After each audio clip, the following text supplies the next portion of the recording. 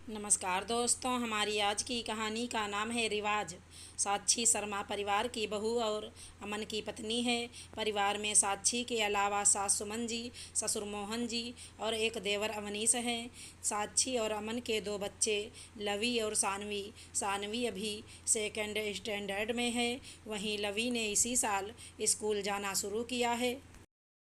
सुमन जी भी समझदार महिला हैं जो साक्षी की पूरी पूरी मदद करती हैं। साथ ही लवी और सानवी का भी एक अच्छी दादी की तरह बहुत ध्यान रखती हैं। कुल मिलाकर के ये एक हंसता खेलता परिवार है। आज मोहन जी की बड़ी बहन उनसे मिलने के लिए गांव से आ रही थी। मोहन जी बहुत उत्साहित हैं। मोहन जी अपनी बड़ी बहन को बहुत मानते थे। वे काफ़ी समय बाद यहाँ कुछ दिन रुकने के लिए आ रही थी। आखिरी बार तो अमन की शादी में ही रुकी थी, इसलिए साक्षी ज़्यादा कुछ नहीं जानती थी। बस इतना पता था कि बुआ जी यूँ तो बहुत अच्छी हैं, लेकिन थोड़े पुराने ख्याल रखती हैं। रविवार का दिन था तो सब लोगों की छुट्टी थी। अमन बुआ जी को लेने स्टेशन गया हुआ था तो पीछे से सुमन जी और साक्षी ने उनकी पसंद का नाश्ता तैयार कर लिया। अमन बुआ जी को लेकर घर आया तो सभी ने उनके पैर छुए। बुआ जी बच्चों को देख करके बहुत खुश हुईं और अपने पोते पोतियों को खूब आशीर्वाद दिया। नाश्ता वगैरह करके बुआ जी मोहन के पास बातें करने बैठीं। उधर सुमन जी और साक्षी ने मिलकर के दोपहर के खाने की तैयारी शुरू कर दी। अब दोपहर को सब लोग खाना खाने बैठे। तब साक्षी तो गरम गरम रोटियां उतार रही थी और सुमन जी उन्हें परोस रही थी। जब सबने खा लिया तो साक्षी और सुमन जी भी साथ खाना खाने बैठ गईं। अवनीश घर पर नहीं था तो उसके लिए सुमन जी ने आटा रखवा दिया कि जब वो आएगा तो गर्मा गर्म रोटियां सेक कर खिला देंगे। थोड़ी देर बाद अवनीश घर आया और आते ही बुआ जी के पैर छुए तो बुआ जी ने उसे भी बहुत आशीर्वाद दिए। अवनीश ने कहा, भाभी जल्दी से खाना लगा दो, बहुत भूख लग रही है। साक्षी ने कहा कि अभी रुको, बस फटाफट गरम रोटियां बना देती हूँ। साक्षी गरम गरम रोटी बनाकर अवनीश को परोसने लगी। सुमन जी की आदत थी कि वो आटा उतना ही लगवाती थी जितना कि लोग खा सकें।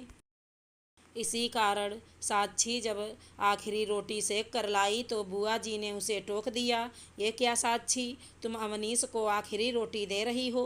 तुम्हें नहीं पता है क्या कि इस तरह घर के पुरुषों को और बच्चों को आखिरी रोटी नहीं दी जाती? अवनीश ने कहा, बुआ जी अब कहाँ अलग से एक रोटी का आटा लगेगा।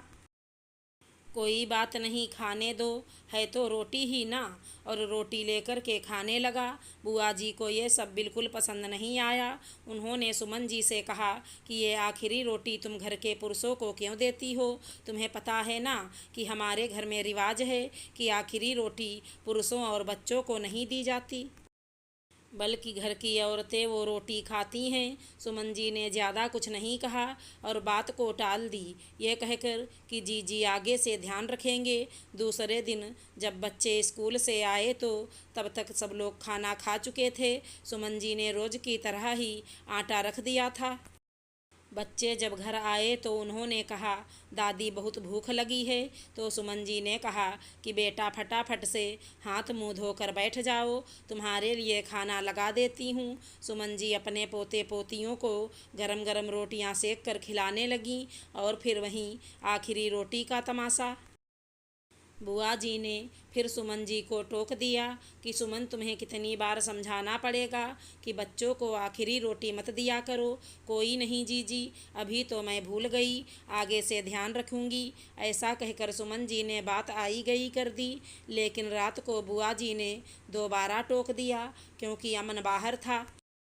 वो खाने के टाइम पर नहीं आ पाया तो अपनी आदत अनुसार सुमन जी ने उसके लिए आटा रखवा दिया।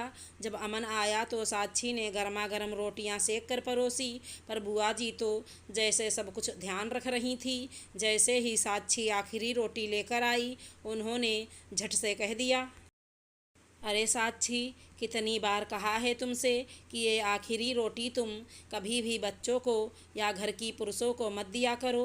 पर बुआ जी, इससे क्या होता है, रोटी तो उसी आटे से बनी है। हाँ, रोटी उसी आटे से ज़रूर बनी है, लेकिन आखिरी रोटी पुरुषों को या बच्चों को नहीं देनी चाहिए। पर बुआ जी, इसका कारण क्या है, वो तो बताओ। अरे बेटा, आखिरी रोटी खाने से बुद्धि भी पिछड़ी होती है। पर बुआ जी, आखिरी रोटी और पिछड़ी बुद्धि का क्या लेना देना। देख बेटा, ऐसा है कि आखिरी रोटी खाना हो तो तुम लोग खा लो, औरतें खा सकती हैं, पर घर के पुरुष और बच्चे नहीं खा सकते। तुम्हारे घर में दो दो औरतें हैं, क्या वो ये रोटी नहीं खा सकती जो तुम लोगों को खिला रही हैं। मोहन जी, जो इतनी देर से सब कुछ सुन रहे थे, उन्होंने कहा, क्यों जीजी, औरतों को बुद्धि की ज़रूरत नहीं है, ये कैसी बात कर रही हो। आखिरी रोटी का भला बुद्धि से क्या लेना देना। बुआ जी ने कहा, देख, औरतों को तो घर संभालना होता है, पर आदमी को तो बाहर जाकर कमा कर लाना होता है, और बच्चे भगवान का रूप होते हैं, तो उन्हें आखिरी रोटी क्या देना। माँ बाबा भी तो निकालते थे आखिरी रोटी, हमें तो कभी वो आखिरी रोटी नहीं देते थे। हम लोगों को तो माँ चूल्हे पर गरम गरम रोटी सेक कर देती थी, तो आखिरी रोटी खाने का तो सवाल ही नहीं उठता। और मैं तो माँ को भी आखिरी रोटी कभी खाते नहीं देखा। गांव में माँ बाबा आखिरी रोटी इसलिए रखते थे कि वो रोटी चौकीदारी करने वाले कुत्ते को दे दी जाए, क्योंकि वे उसे अपने घर का ही सदस्य मानते थे। मैं तुमसे बड़ी हूँ, लेकिन तू मुझे ही समझा रहा है जैसे तुझे बहुत पता है। हाँ जीजी, क्योंकि आपकी शादी 15 साल की ही उम्र में हो गई थी, आपको ज़्यादा कुछ नहीं पता। माँ बाबा के साथ सबसे ज़्यादा मैं रहा हूँ, इसलिए मुझे ये पता है कि ये कोई रिवाज नहीं है। तेरे घर का तू जाने, बुआ जी ने हाथ खड़े करते हुए कहा। फिर क्या बुआ जी, जल्दी बताओ, साक्षी कब से आखिरी रोटी लेकर खड़ी है, खाऊं कि नहीं खाऊं। अमन ने कहा, हाँ हाँ खा ले, मुझसे क्या पूछ रहा है। जो तुम्हारे घर का सिस्टम है वो कर, बुआ जी ने कहा, पर खुद को बदलना उन्होंने मुनासिब ना समझा। अगर हमारी कहानी पसंद आई हो तो चैनल को लाइक शेयर सब्सक्राइब करें। धन्यवाद दोस्तों।